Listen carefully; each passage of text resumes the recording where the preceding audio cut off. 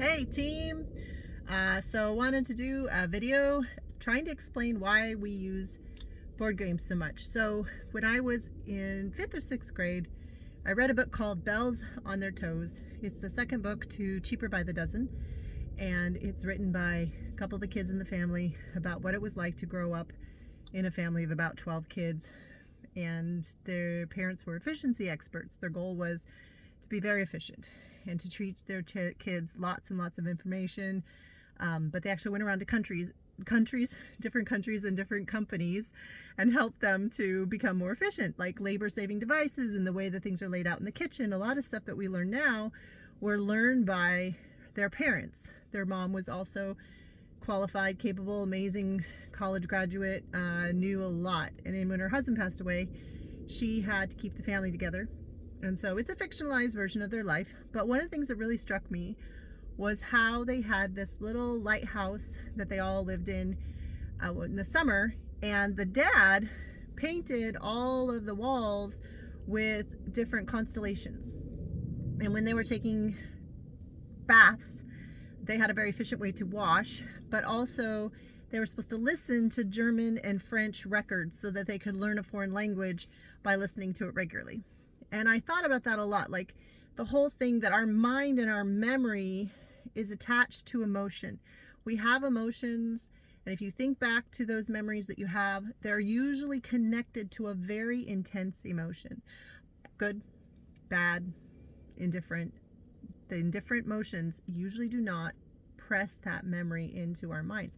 And so the goal was this idea that you could have this environment that you could, and I'm first homeschool mom, I'm like going to turn the whole house upside down into this like magical learning experience, and we're going to decorate the walls with everything. And that quickly became very impractical. For one thing, I've got kids learning a variety of things, even though the younger curriculum I was using was able to cover a variety of kids at the same time.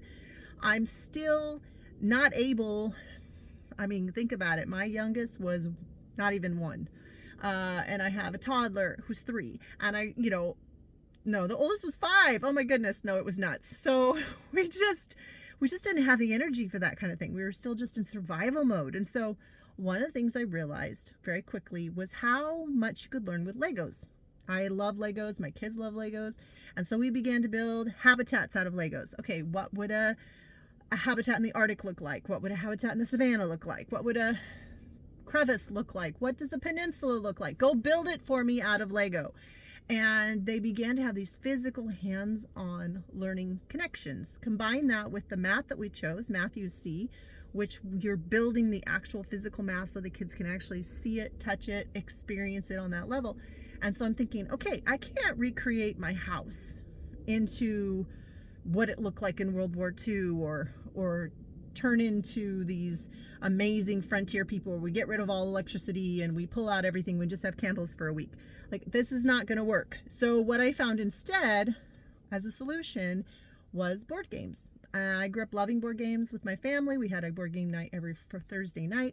My brother is a huge gamer. He was giving us all kinds of fun games way back even in college. We're kind of on that crest of the gamers that are like, Catan and Carcassonne back when they were first out, eons ago, for all of you who are gamers.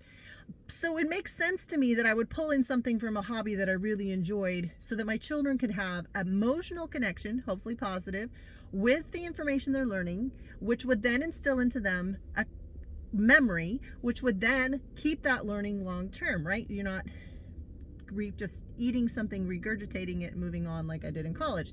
The goal is to get this information in them, this knowledge, these happy experiences. Now, reality was a little different. The reality of playing board games all the time and the challenges of that, another different video.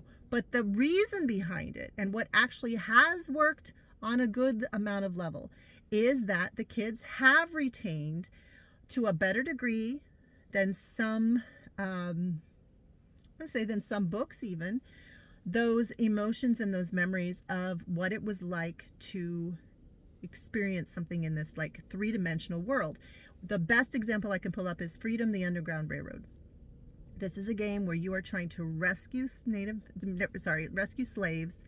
out of slavery, get them to Canada while you're voting to change the law to set them free with all this historic content and cards and all these things that are happening.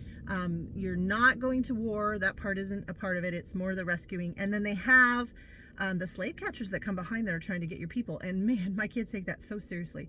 Like, they're almost crying. Like, it's heavy. And they're so passionate about getting everybody free to Canada, so passionate about passing all the paperwork that they need in order to get that Emancipation Proclamation. I mean, they're pushing, and it is amazing when it comes together and it works. The game is fantastic, the age is right, that moment that they're learning, and they're never going to forget. They're never going to forget that.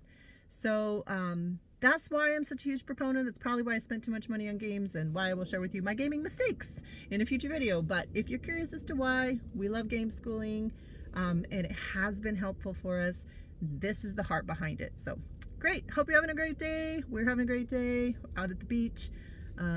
Just taking some downtime to chat with you. So thanks. Bye.